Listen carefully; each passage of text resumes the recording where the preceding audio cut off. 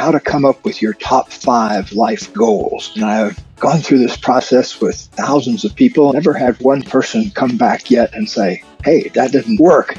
And he said, I was sitting there for 6 weeks not knowing whether I was going to live and die. And I came up with a question, and I started just answering that question, and it changed everything.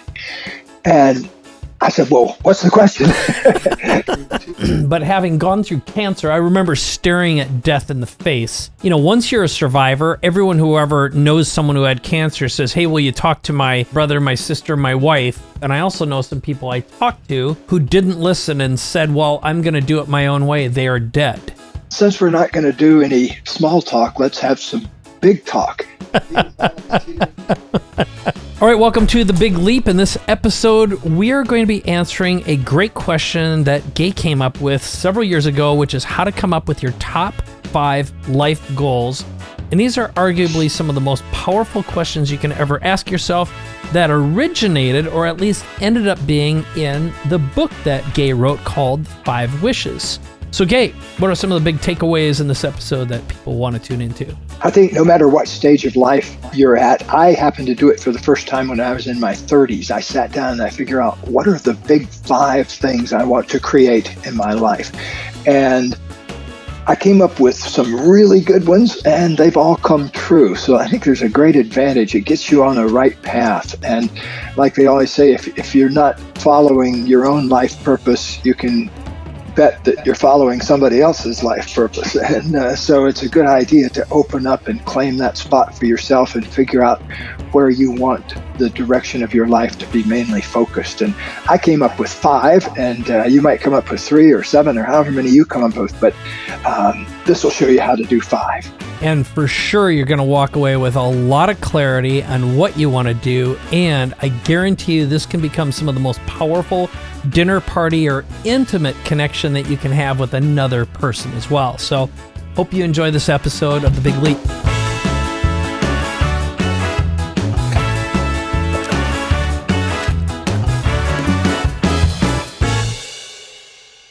Hi, this is Gay Hendricks. Welcome to our Big Leap podcast, and we've got a good one for you today. We're going to take you through step by step a really fun and deep process for how to come up with your top 5 life goals. And I've gone through this process with thousands of people, and I've never had one person come back yet and say, hey, that didn't work. So it always works, and if you'll give it a little 20 or 30 minutes of your attention, it'll work for you. How's that sound to you, Mike? I think it's great. How did you originally come up with this before we get into the how-to part of it? What's the origin story? Oh, that is such a great question. Well, more detail on this can be found in my book, 5 Wishes, but here's the quick sketch of it. I got invited to a party in 1982 or 81, I think it was. It was just after my relationship with Katie got underway. So that would be right around 1981. And Katie was new in town, and I wanted her to meet people. And so I agreed to go to this party that I was invited to that I probably wouldn't have gone to, except that she was there, and I wanted to take her and introduce her to a lot of my psychologists and therapist cronies in town. And so this was in Colorado Springs, Colorado, where I was a university professor and also did 1 day a week of private practice work there as a therapist. And so I was, I should tell you why I wasn't that keen originally on going to the party, because one of my colleagues was getting married, and it was an engagement party for him. And it was his 5th marriage, and I'd known him through 2, 3, and 4, and I didn't have a heck of a lot of confidence in number 5. So he had this habit of falling madly in love with people and then giving them large pieces of his real estate. Yeah. So he was down to about 20% at this point. It can't get much worse than that. He was always teetering on the brink. Oh, by the way, I should tell you that he is actually still with this person. So I was absolutely Oh, wrong wow. about it. But here's what happened. I went to the party with Katie, and Katie's a much more sociable person than I am, frankly. And so I wandered back, and she was out meeting people. And so I wandered back into the library of the house, and I was browsing books. And then another fellow came in. I sort of caught him out of the corner of my eye, a tall, thin, bald gentleman, and he came in and he was doing the same thing. He was browsing at books. And so I made some little comment to him. I said, you don't care for parties either, huh? And he said, yeah, I can't stand the small talk. And I said, that lit me up because that's one of my pet peeves in life. That I don't Of like to course. waste any of my breath talking about, stuff that, who's on TV or what's happening with the Kardashians or something like that. I'm totally an ignoramus about deliberately. So, Yeah. Anyway, we bonded right away over our mutual dislike of small talk. And I said, well, since we're not going to do any small talk, let's have some big talk. You got anything you want to say in the big talk realm? And he said, yeah, well, I had a near death experience about 6 months ago. And I said, well, that qualifies, Yeah. And I'd recently, I was playing in a squash tournament. I'd done something, strained my heart or something, and had heart palpitations. So I'd had a little scare myself, even though I wasn't but 35 years old or so. And so we talked about that. And I said, well, what happened with the near death experience? And he said, well, I don't want to get into the details, but it left me with something that changed my life. And so it was one of the best things that ever happened to me. And I said, well, what was that? And he said, well, I was sitting there for 6 weeks, not knowing whether I was going to live or die. And I came up with a question, and I started just answering that question, and it changed everything. And I said, well, what's the question?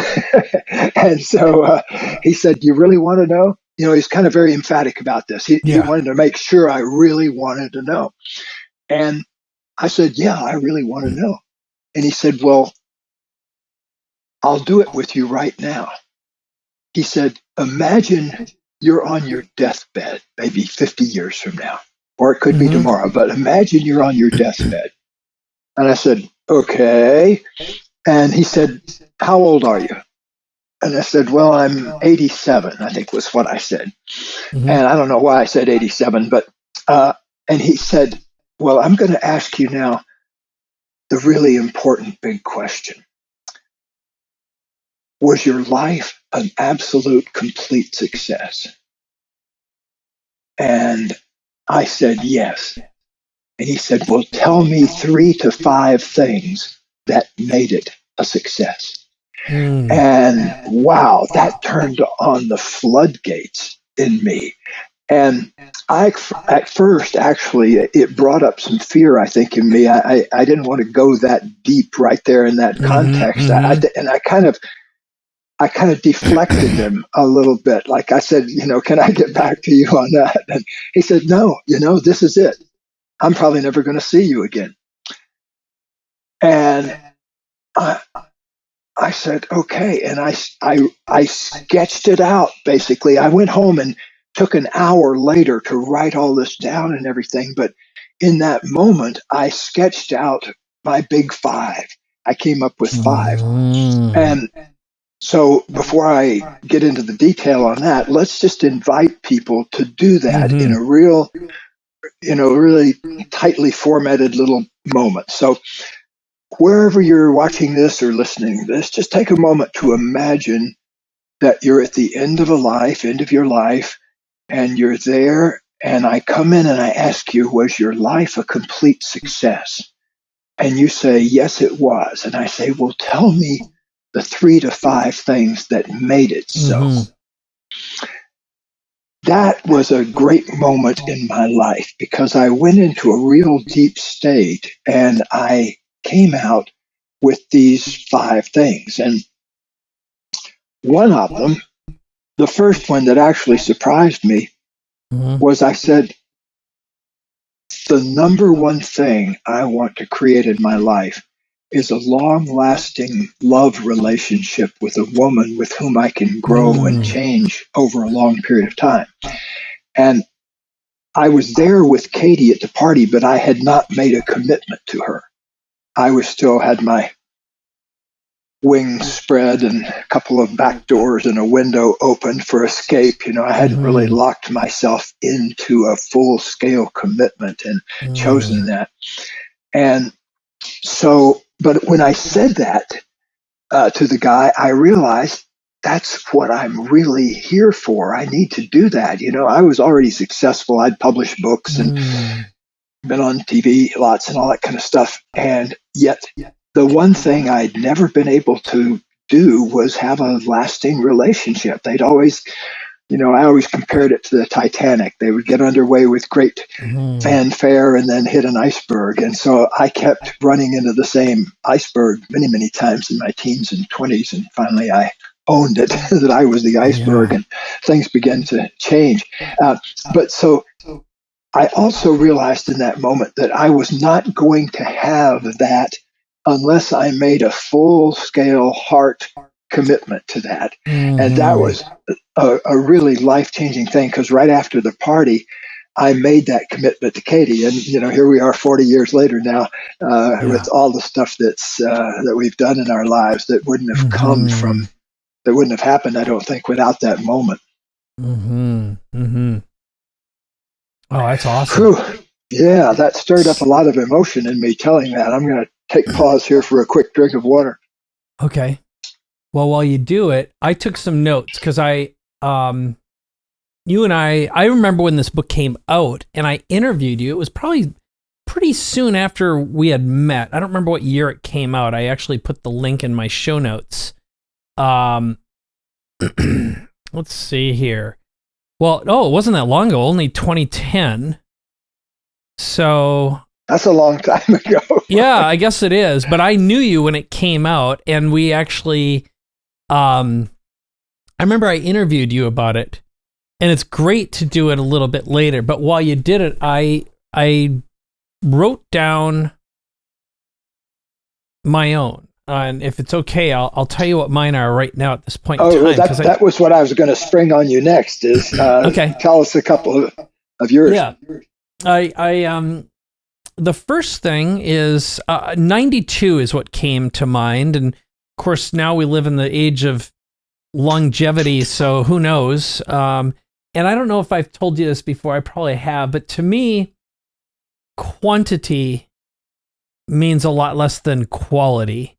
So I've come to terms with my own mortality, and I really do feel complete gay. I don't feel like obviously I want more life, and I know my animal would be afraid if I was dealing with a mortality moment.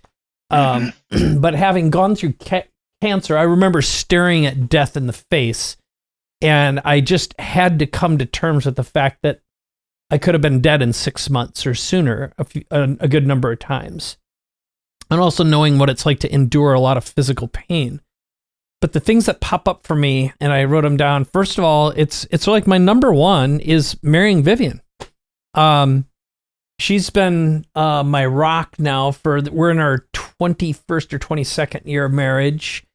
And, I was just telling my son, Zach, yesterday, that I'd be dead without her, and she's done a remarkable job of being my conscience, rather, and opening my eyes to empathy I didn't know existed inside of me. I just for whatever reason, my interpretation of where I was raised, how I was raised, I had a lot of anger for a long time, and I think part of being with her has let me release that, and all the philanthropic work that she's done and opened me up to put me in places I didn't realize even existed. And that leads to being a good dad to Zach.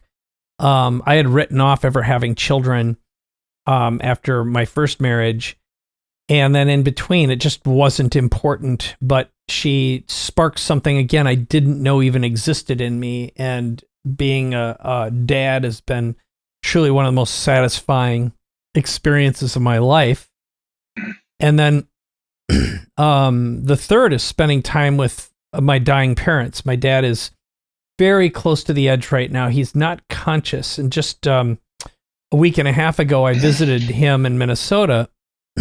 So he's born in 37, so I'd make him about 85, but his brain hasn't been in his body for a long time, a couple of years now. And while I was there, he recognized me, and he started mumbling, so I heard his voice, and I just fell apart, because I just haven't talked to him in years. And he was such a remarkable man. And it not just broke my heart, but I said something to him, and I made him laugh. And my mom was there, who's in 2/3 of the way through Alzheimer's right now. She's losing it quickly. And my two brothers were there. And we just all cried together, but I felt as though I could walk away and feel whole. And, there's some times when, like, I compartmentalized my memory of my dad as he was fading, so I was as good as I can be with his death. But, I felt as good as I can, but this really finalized it for me. I felt complete.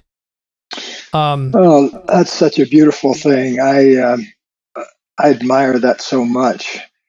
Katie, we when her mother had a stroke and was then couldn't speak or communicate, Katie would go out sometimes and just, like give her foot massages and things that, just to stay in connection with her.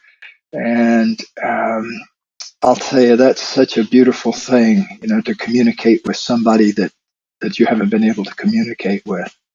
Yeah. I mean, I just held his hands, and he's a great musician, really great talent, and we're playing John Denver music, which it was always something he liked, and he played a lot of Johnny Cash, Denver, and that kind of thing. And I squoze his hands to the rhythm of the song, and he started responding. So there was someone in there. It's just he can't talk, and you could just tell that it's just a jumbled mass of worms. But he had momentary. You could see he'd show up and his eyes lit up again, and he'd mumble a little. So it was delicious. Yeah, that's beautiful. Well, that relates very much to my second wish for my life, which was my life was a complete success because I lived in completion. I lived in a state of completion where there was nothing I hadn't said to key people in my life, nothing I hadn't listened to. Anybody that had something going with me was welcome to come and talk to me about it, and that I created no incompletion in my life. So that was different from how my life started, because the way in which I grew up and a lot of the lessons I learned were about keeping secrets and stonewalling. I grew up in the John Wayne era when men weren't supposed to cry, men weren't supposed to show any emotion except anger. And so it was a big achievement for me to learn how to communicate in a way where I didn't hold anything back. Wow. Oh, that's great. That's great. Well, I think one of the main causes of stress and discomfort in our body is incompletion. Because if let's say you're angry at somebody and you've stonewalled them, or you're sad about something and you don't cop to it, or you're scared about something and you don't communicate it, that sets up such a rattle. I can't stand that rattle anymore. Yes. I used to be able to, when I was a kid, I could lie like a champion, without flinching. But, now if I communicate the slightest little thing that isn't quite authentic, I get a whole funny feeling in my body, so I can correct it quickly. Yeah. Well, I think I've told you this before. One of the things I really appreciate about you is, when you're done, and you have that great way of listening to your body, breathing in and going, nah, I don't want to do that. It's like, it's just done. It's over with, and that's gay. And then I was going to add one thing because I want to comment on the incompletion, but I want to finish. So I kind of did like the deep personal stuff, but I'm going to give you more of the what completes me on the other part, looking back at life that has made life a success. So one of them is over the course of all the businesses I've created, I've definitely created a lot of opportunities, jobs, wealth, and abundance for other people. And in doing so, I look at it now and I'm like you, like, I don't really have to work anymore. I have enough personal wealth. I could quit if I felt like it and we'd be fine. Doesn't mean I don't want more, but I don't feel that nudge of discomfort because I don't have enough or I might run out. I'm just not afraid. And in doing so, I've genuinely found my creative spark and feeling as though I'm celebrating not just my creator, but, in the work that I do, I get to help other people find their superpowers, find their purpose in life, and live out their unique abilities and superpowers. And like doing what we're doing now, this is a highlight of my life, to collaborate creatively, especially with wise men. Vivian gives me a positive hell about it all the time. She says, I don't know what it is about you and older men, but you have this great relationship with wise mentors. And I'm getting emotional just thinking about it, but it's, these are precious moments to me, the time we spend together. Well, that's why you get to spend time with lots of wise elders, as you appreciate it. Yeah, it's great. And I don't feel a sense of incompletion. And that I think that's a fairly new feeling and experience because, ambition and incompletion can often become the same things if it's unhealthy. Yeah, also your cancer, that basically took you a year, didn't it? It was a year plus, probably, it was a year I was gone. My doctor, when I got diagnosed, he says, I own your ass for a year, literally and figuratively. And I was like, ha, ha, ha, ha, ha. And, yes. It was like, Doc, that's cold. Anyway, but then it took about 3 to feel fairly normal. Where I could say I was probably 90% of the way there. And then 5 years where I was like, I hit my groove again, where I felt 100%. So basically you have 10% of your life invested in that whole process. Wow. Shoot, I never thought of that. Yeah. Because it's going on, this is my 10th year clean. Yeah. Mm-hmm. So let's take a moment and visit that. What lesson was worth devoting 10 years of your life to?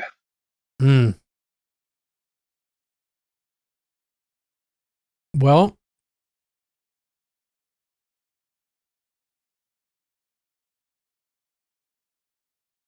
I meant to say 10% of your life too. Basically, 10%. 5 years. Yeah. Mm-hmm. A couple things come up, and maybe you can help clarify this. So the first one was, how important asking great questions are that inspire your doctors to take so much interest in you that they invest 2 to 5 times more time in you than they would anyone else. Wow, that's great. Yeah, that's a very useful thing. Yeah. And so I took so much interest in them and my healing that to this day, like my oncologist is a good friend. When I was getting radiation therapy at Duke, this guy's a world-renowned guy, and he treated me like his own son. He invited me over to his home during the holidays because I was there during Thanksgiving and Christmas and New Year's, and I met Nobel laureates at his parties, and he just treated me so like a professional and not as a patient. It was profound, and he knew what he said, and all my doctors said is they said, you're the happiest patient we've ever treated. You always come in with a smile on your face, and you seem as though you're really at peace with what you're going through. And I was compliant and interested. I was interested in their lives, and I took interest in the healing, and they're just not used to people who ask a lot of questions and do something about it. That's really fascinating. Let's extract the usefulness out of that. So you were really curious, genuinely curious, and you asked them questions about procedures and technicalities and things like that. And you also asked them questions, sincere questions about their own life, and reflected back to them things that were going on. Yeah, so you transcended the purely professional relationship. Yeah, that's very useful. I was just thinking of another way of looking at it. Have you ever figured out the cost of the lesson in terms of millions of dollars, as well as lost income of your own, but the cost of the procedures? What's the number there?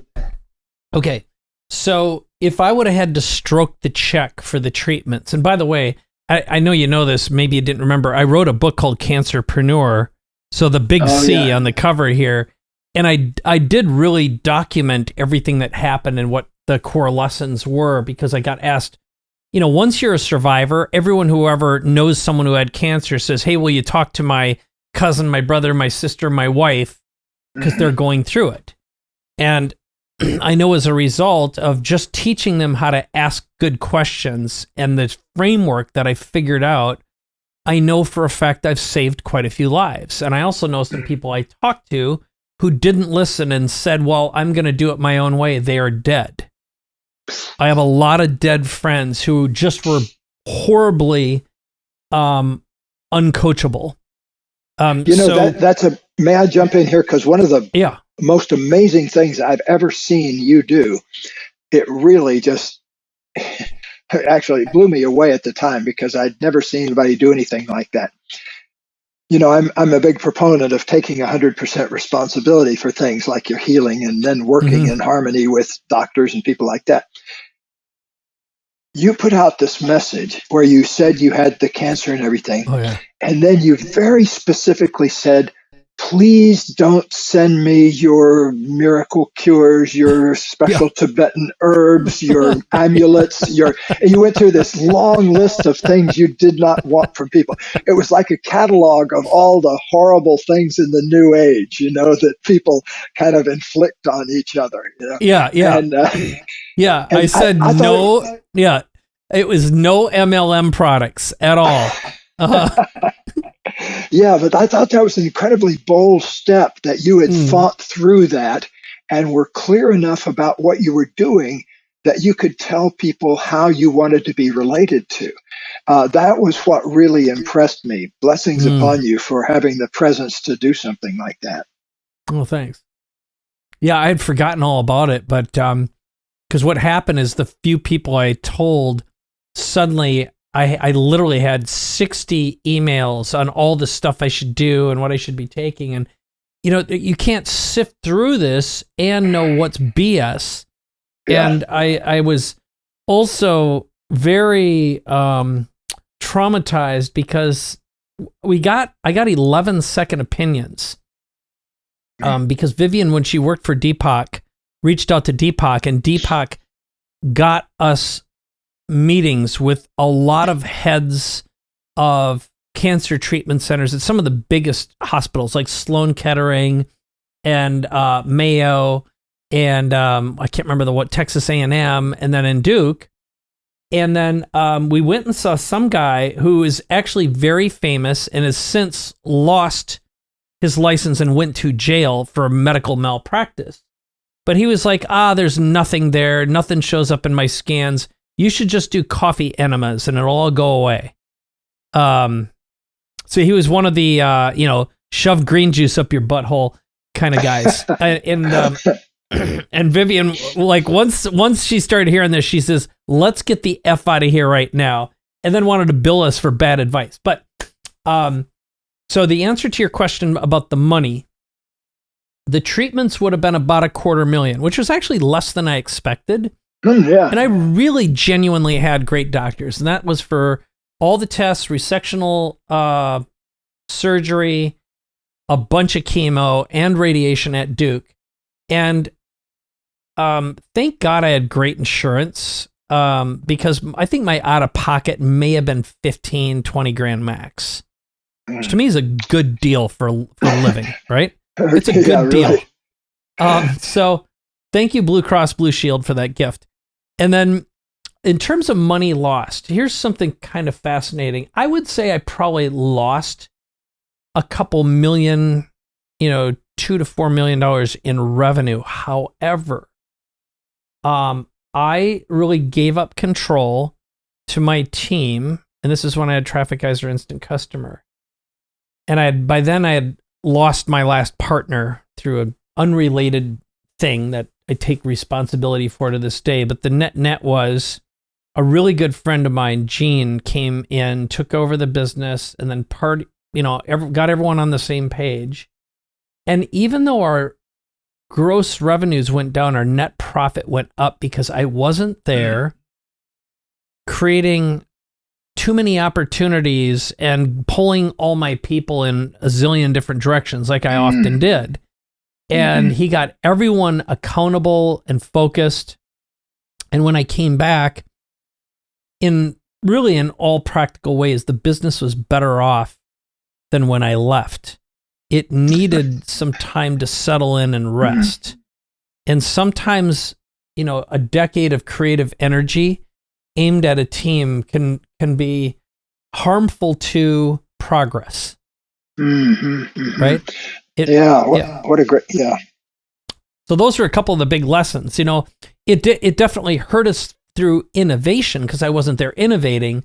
But, when you're innovating, someone's got to execute, and then it's easy to make stuff. It's got to be marketed and followed up and supported and built on a stable infrastructure.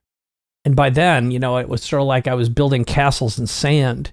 There was just a lot of mic damage from years of hey, I got another idea. Right. And no one said no to Mike, because he's the boss. He's the guy writing out the checks. Yeah, and suddenly when that energy wasn't there, familiar with that particular problem. Yeah, totally. Some of the most productive things I've ever done in my life, I've taken sabbaticals 4 or 5 times, where one time I took 6 months and another time I took a whole year. And every time I came back way better than I was before. Let's, to kind of summarize things. Yeah, because I want to get to go ahead. You kind of got it. You kind of did the hard way, in a sense, that you created a genuine up against the wall near death thing. And then Ed Steinbrecher, the guy that I had met at that party, he had had a near death experience a year before. And so to find out your top 5 life goals, the way I did it, don't do it the way Mike did it. Do it the way I did it, through a guided visualization. Okay. Imagine yourself at the end of your life looking back over a successful life and ask yourself, what are the top 5 things I accomplished or experienced that made me say my life was a complete success? I do it every year or two, kind of revisit that space again to see if I've changed or tweaked any of my goals. A few of my goals I've completed, in the sense that, I've been in a great marriage for 40 some years, so I accomplished my main goal. But a couple of my goals are also things that are not things I'll ever finish. I hope to be doing them. Like my fourth goal for my life was to learn as much as I could about metaphysics, spirit, gods, whatever you want to call it, that whole section of life that's in the mystery of things. And that's not something that I'm ever going to say, well, by golly, I figured that one out, Mike. I'm all through there. I hope I'm going to be, I probably will be opening up to more lessons of that as I pass out of this life. My fifth goal, which actually kind of surprised me, but what came out of my mouth was, I want to really learn to savor the moments of my life, to really be here.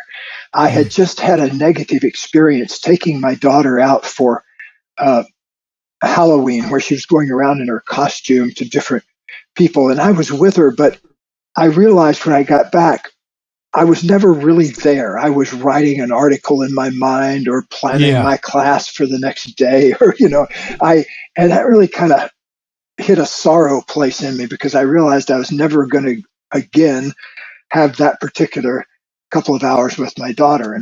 But that's the kind of thing that is increasingly important to me, to really be here for the moments of my life. And so, hope everybody gets their big 5 goals completed or in action. I like that. So if you were going to give someone the step-by-step, the bottom line is, ask yourself, imagine you're on your deathbed. How old are you? Share 3 to 5 things that made it a success. And is there a reason for the 5? Is that just arbitrary, or have you found that represents completion or completedness? What's the mindset behind that? Well, that's a great question, and let me dig deep into my PhD Stanford background and tell you of a famous experiment. Basically, I'll boil it down.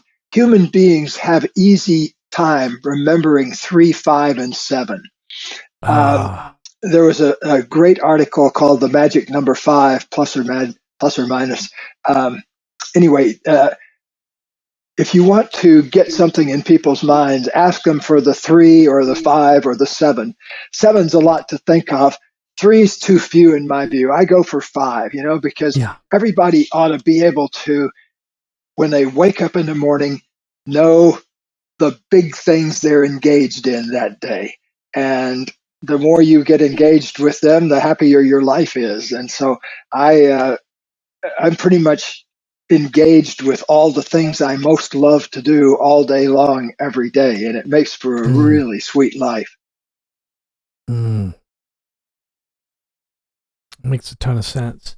Well, I'm going to run this little experiment on Zach, and today this is going to be, I have a dinner party with a couple of really good friends, and this is going to be the talk of the night. And I'm going to incorporate this as one of my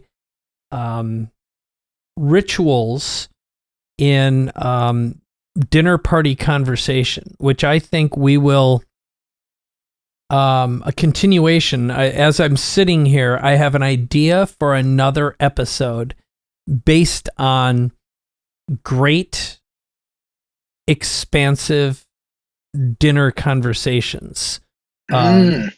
So let's contemplate that. We can brainstorm that offline. So, is there anything else that you want to throw out before we wrap this episode up? Well, interestingly enough, I just remembered where I first told that story. I happened before I wrote the book and everything, and it's why I wrote the book. Many years ago, I happened to be seated at a big dinner thing next to Neil Donald Walsh, the Conversations with God author. And gosh, this must have been 20 years ago, but way back. And so he and I both don't like small talk either. I mean, you could actually sit next to Neil Walsh for 4 hours without saying a word, and it wouldn't bother him a bit, Yeah. And so he and I kind of bonded over that also. And I said, well, tell me some story about your life that you wouldn't be here without. And so he told me, great. Neil's full of stories because, among other things, I think he's on his 8th or 9th wife. Yeah. he's got a good background. He's got 7 or 8 kids. And so he's got a lot of stuff he can dip into, plus his metaphysical connections to God. But anyway, he told me some hilarious stories. And then I told him this story of meeting the guy in the library and this whole incident about the 5 goals and everything. And Neil listened to this. He's a great listener. And at the end of it, he kind of almost grabbed me by the arms and said, have you written that down? And I said, no, I never thought of writing that. But as soon as I got home, I wrote the book in about a month after that conversation. And and sent it to Neil. That started in a moment of that kind of intense conversation about dinner parties. And I've had some amazing people I've sat next to at dinner parties, so that would make a great conversation sometime. I love that. Well, once again, this is what one of my big takeaways from this episode has been is probably the best thing you can ever do is ask questions that you genuinely don't know the answer to. That's what I call a wonder question. Those are so powerful. Oh, God, yeah, that is great. Yeah, a wonder question is a question you really want to know and don't know. And it puts you in this exquisite kind of creative tension that good stuff comes out of. Albert Einstein, in his notebooks, talks about a question in physics that he wondered about daily for 27 years before he kind of got the beam of what it was. Also, I got it at our dinner party. When we do our dinner party episode, be sure to remind me. I got at a party one time, I was seated between Captain Kirk and Mr. Spock, Leonard Nimoy and William Shatner.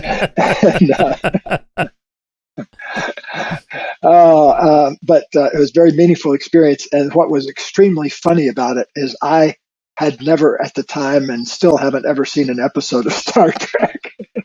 You're kidding me. No. Oh, man. Really? You're kidding me. Holy crap. I just don't like science fiction. My wife loves it, and she took me to see Dune a while back. And after about 2 hours of these incredible interstellar explosions and giant worms and things like that, I said, I'm going to meet you out in the car. I'm going to go out and meditate for a while, So anyway, it's just not my thing. I love a good thriller. I love a good mystery story. Yeah. What I just rewatched the other day was Presumed Innocent. Have you ever seen that? It's yeah. Oh, yeah. Yeah. That's a great, mind-bogglingly good book. Anyway, we digress. Let's close up shop for the day. Okay. Well, this has been fantastic as usual. Really appreciate this. And here's my ask for our viewers and listeners, which is if you know someone who could benefit from coming up with their top 5 life goals and doing it completely on purpose, think of 1 or 2 or maybe even 3 people that you can text them this episode from your podcatcher app right now and see if this creates a fascinating conversation for the next time you are with them. How about you, Gay? What would you have for a big ask? That would be a great thing I would love to have people internalize that question as kind of a guidepost for their life, to be able to always ask it, am I creating the life that I'll look back on in 50 years and say, this was a big success? And if you're not, get busy doing it. Yeah, very good. All right, well, we'll wrap this one up. As usual, it's another, I think, a super fun episode of The Big Leap. My name is Mike Koenigs. I'm here with my good friend Gay Hendricks, and can't wait to see you in the next episode very, very soon. Bye-bye. Bye.